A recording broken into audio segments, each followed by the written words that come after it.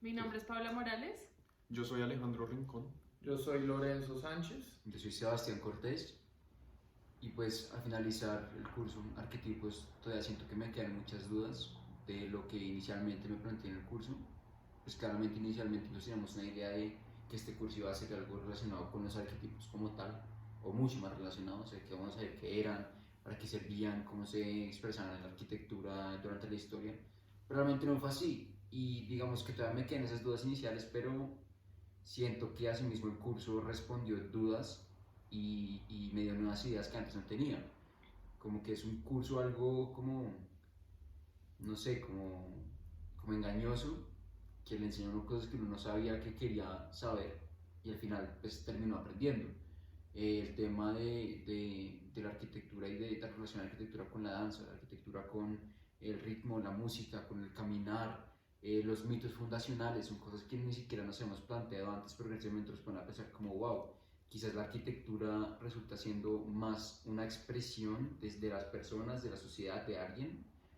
que como tal una pura funcionalidad y que de hecho quizás nunca fue una pura funcionalidad. Y siento que el curso nos abre la mente en el sentido en que quizás la tenemos muy cerrada porque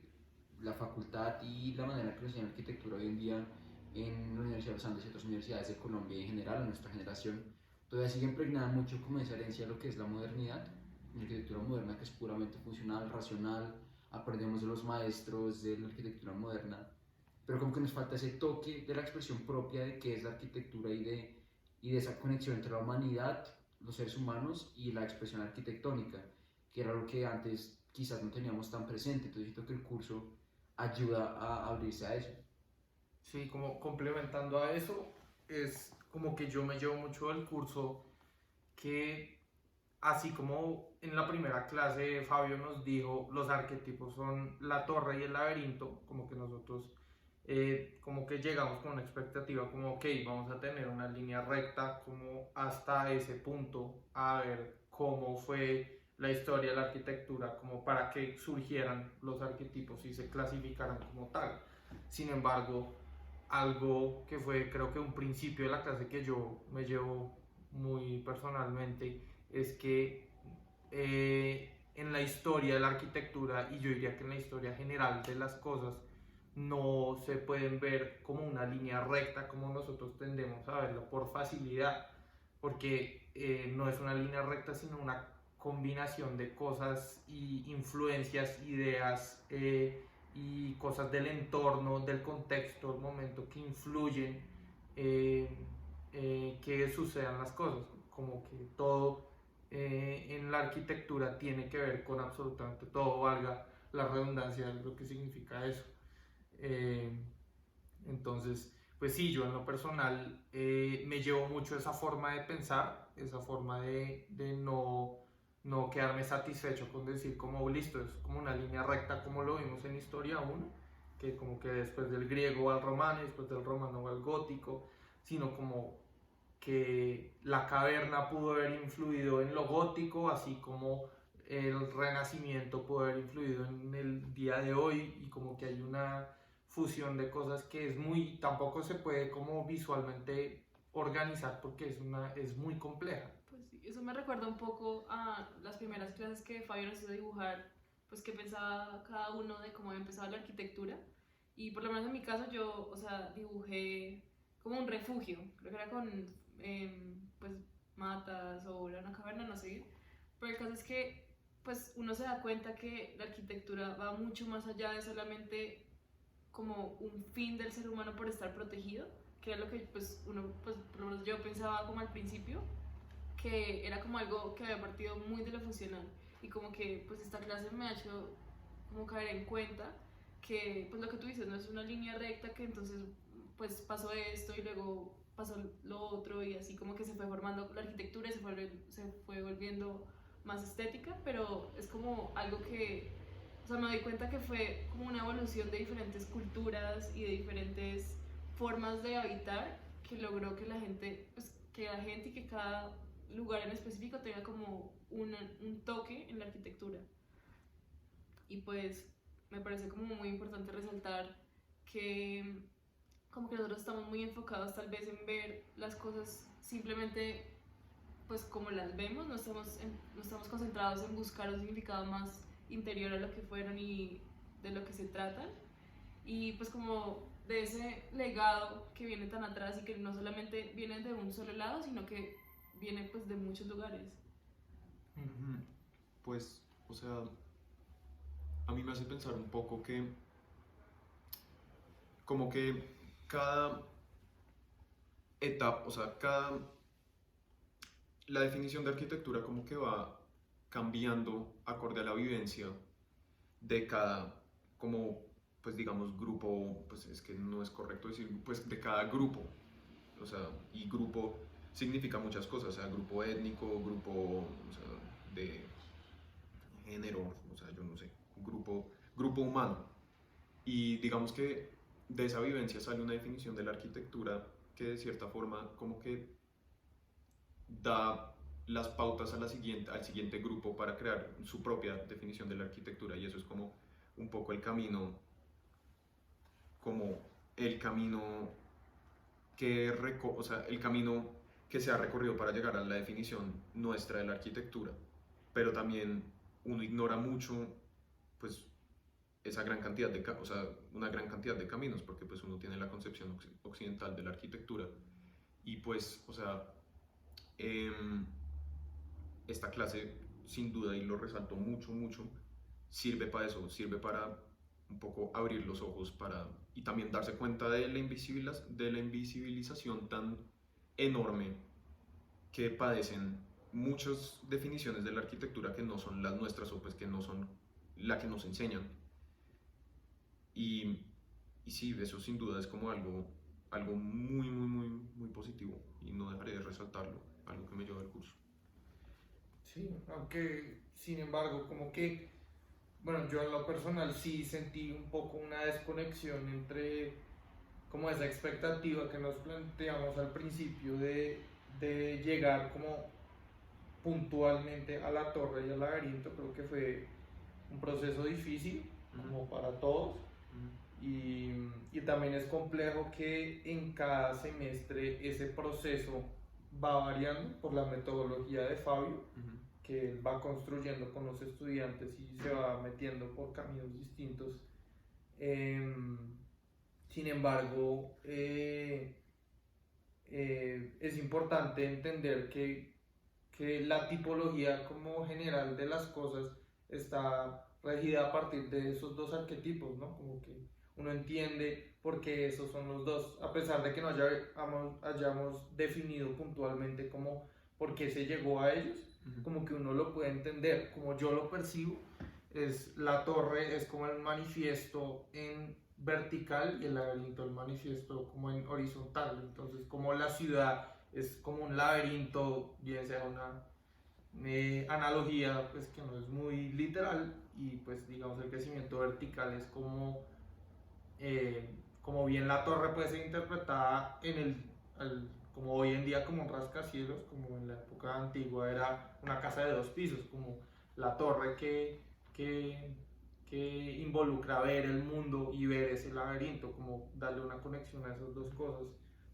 Claro, y es muy, o sea, es muy interesante pensar que tú puedas definir, o sea, que tú puedas entender un poco esa definición de los arquetipos o sea, de nuestra arquitectura occidental, por decirlo de alguna manera, porque eso justamente muestra que esa es la definición que nos enseñan implícitamente en la academia. Y entonces retomo el hecho de que, listo, esos son los dos arquetipos de nuestra arquitectura occidental, y pues me estoy tomando la enorme libertad de decir nuestra, pero en últimas eso es lo que se nos ha transmitido durante pues, siglos y épocas de la arquitectura. Pero entonces el curso es muy útil en mostrarle a uno, de pronto no puntualmente los dos arquetipos de la definición de la arquitectura de yo no sé, de un pueblo indígena en el Amazonas, pero pues de pronto, o sea, eso me hace pensar que de pronto, no sé, hay como más, o sea, hay muchas cosas de las que uno debe ser consciente, pero que uno por la enseñanza que nos han dado pues, en la universidad. No podremos entender totalmente como tú, pues, o sea, entiendes perfectamente o sea, el laberinto y la torre, y pues que después el laberinto es la danza y la torre es como las necesidades de estar cerca de los dioses, pero